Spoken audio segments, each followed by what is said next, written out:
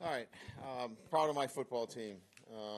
I challenged them on Monday to exhibit mental toughness, and the mental toughness is defined was really about accountability to a standard that we've set here in terms of how we want to play. And they had that mental toughness today.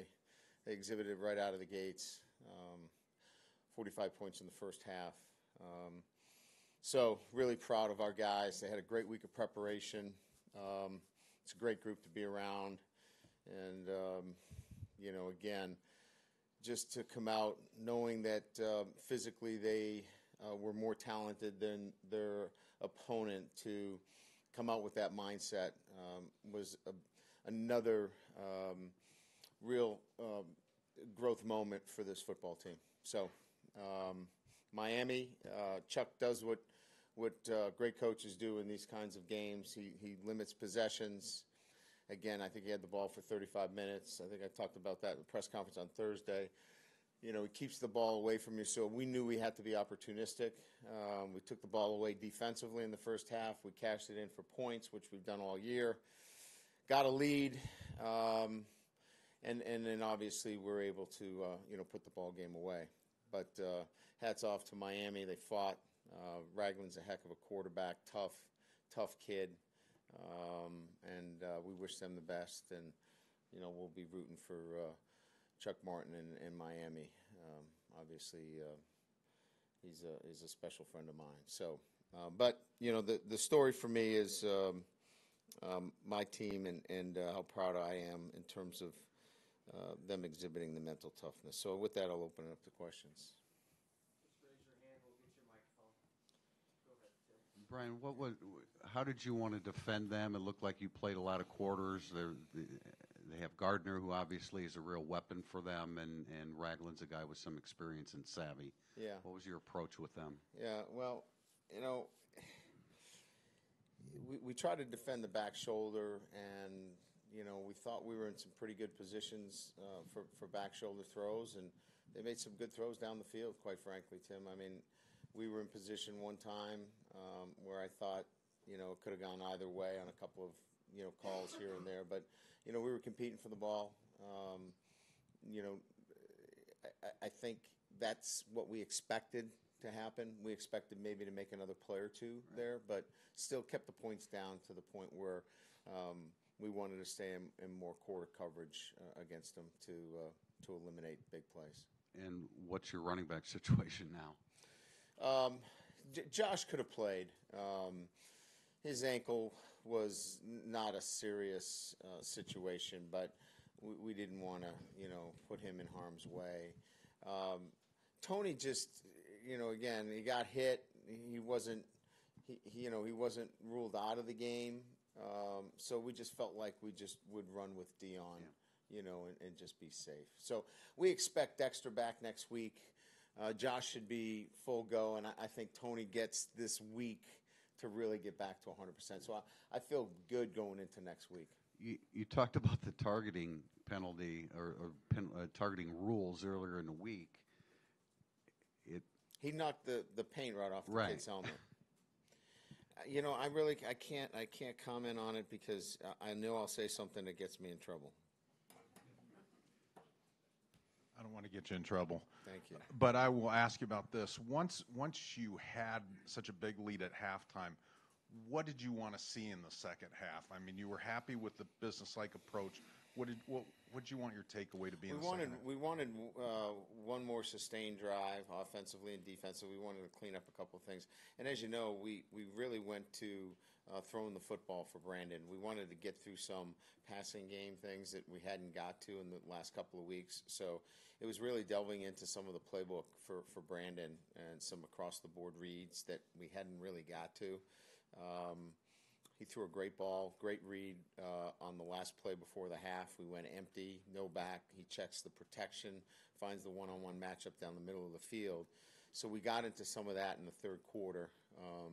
And again, it's an apprenticeship, right? We're still learning as we go, but he's making some really good progress. Josh was at 150 yards before the end of the first quarter and only had, I think, maybe 8 carries. What are your thoughts on his performance? Just He's even a stud. I mean, look, Barkley's a great player at Penn State, but Josh has got to start to get some kind of national recognition for the kind of season that he's having. He is a load. He's a big physical runner who gets in the open and then runs away from people. So this is a special back who's having a special year. And it seems like this team has incrementally found new goals and new things each week. What's the next step for this team? Now we really have come full circle in terms of what I was asking him to do. Now this is about consistency and performance, and then cleaning up some of the things that we know are our weaknesses. We've got to get better at tackling. We've got to be able to play the ball in the air. We've got to be able, obviously, pass the ball with a higher efficiency. So, standard things that we have to work on a day-to-day basis that we know are things that are going to be challenged week in and week out. Coach, this is 3 straight blowouts for you guys. Where is the confidence of your group right now? Yeah, I don't even know if they look at it in that respect. I think it's really about how they approach the game and how they come out. I think what they're more excited about is that, I challenged them on Monday to show me mental toughness, and they were expecting to be that getting validated today. And so that's really what their focus is about, how they're preparing and how they play the game, more so than what the point differential is. I think more than anything else, it's a special group in the sense that it's how they play the game that's more important to them than really what the score is. This is another opponent that you've held under 20 points. How important has your defense been to this success for you guys early on? Somebody asked me that. I think it was our own radio people.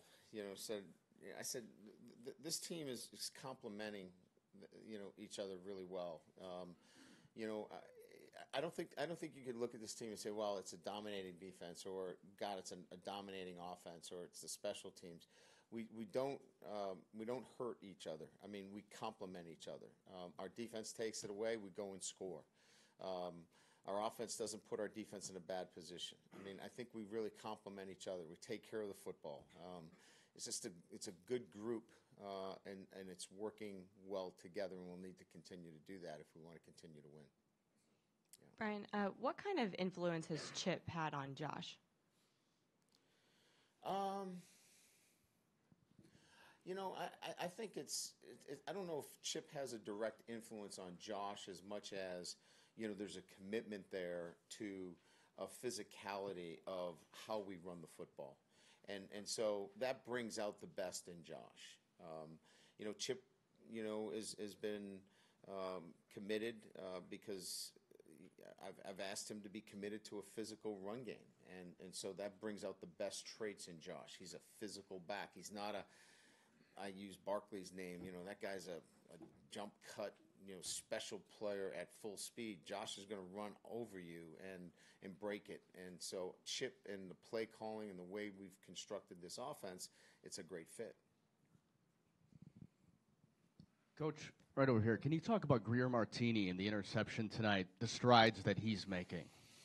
Well, Greer does a lot for us, right? He's involved on our kickoff team. Here's a guy that's a captain for us that's leading our kickoff team in tackles. I mean, he's playing, the will linebacker position in pass coverage, as well as, he's doing things that, puts us in a really good position because he can play out in space and get his hands on footballs and do those kinds of things, and then move him back in the box, and he's physical enough to play in there. So he's a very important player for us in all respects. A very versatile player, can do a lot for us. Coach, in your first 7 years, you guys rushed for over 300 yards twice combined in your first 7 years. You've done that 3 times now in 2017 alone. Can you just kind of talk about where your run game is right now and what's allowed you guys to just be so dominant week after week on the ground? I think it's been, we've got really good players that we want to feature, and, a commitment that I made to, change the focus of the offense towards a much more physical approach to running the football. And we got really good players. And so making sure that we, utilized our strengths. And our strengths are, we got 2 guys on the left side that are, going to be playing on Sundays, as well as a very good center, right guard, and our right tackles are coming along as well. 5 tight ends and physical backs. So, maybe I just woke up one morning, hit my head, and came to my senses and said, let's go to our strengths and run the football.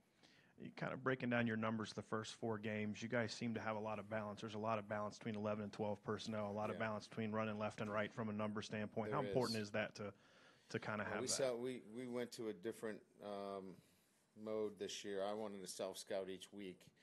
So we've self-scouted each week. We've got great balance in a lot of things that we're doing. Before I used to self-scout, it had been five weeks, and then we'd self-scout, and maybe there were some tendencies here and there, but we're self-scouting weekly, and I think we've got some pretty good balance in what we're trying to do offensively. Does that result more in just like tweaks here and there, or how does it, you look at the numbers, you look at the data, then what happens after that? Moving the tight end a lot, moving it, changing strengths. Moving the back opposite of where the tight end is, doing a lot of things that now you move your front. We're in a different place, so it's been effective for us. Last couple weeks, it seems like Khalid Kareem. What's that? I don't want to give up too much of that stuff. I got it. I'll move on. I promise. Last 2 weeks, Khalid Kareem's numbers, snaps seem to have been going up. Today he was pretty productive, pretty disruptive. Can you just kind of talk about what you've seen from him and what he provides your defense? Khalid is really emerging in so many ways. Physically, in the weight room, his numbers are off the charts in terms of what he's been doing. He's just physically coming into his own. Very trustworthy in terms of what he's doing day to day with Coach Elston. He's earned his playing time. In the passing game, receivers and tight ends combined, are you sort of getting a little closer to figuring out what you want that rotation to be, or is that just going to be a season-long developmental process? Yeah, I think we feel a little bit more comfortable on the perimeter, with Claypool and EQ. We're still work in progress with, some of the other receivers. See Chris Fink making a fabulous catch. We need to make a catch earlier in the game. So, we're still evolving. I think we're getting closer, but no, I'm not ready to tell you that we're solid in our first, three guys yet. Overall, how much do you think that factors into that? You use the term apprenticeship with Brandon, not maybe having the same guys out there all the time. Yeah, it's part of it. I think there's, he knows where, sometimes he's looking for one guy a little bit too much instead of coming off of it. I think that has a little something to do with it. He wants to feel comfortable with one guy instead of coming off it. So that's part of the process there as well. There's no question. Just Devin Sutzel, was he injured today? Or? Devin could have played today. We wanted to make absolutely certain going up against a high-tempo team next week with North Carolina that he was 100%. He's about 80% with a foot, and if he was pressed, we could have played him. We need 4 safeties next week.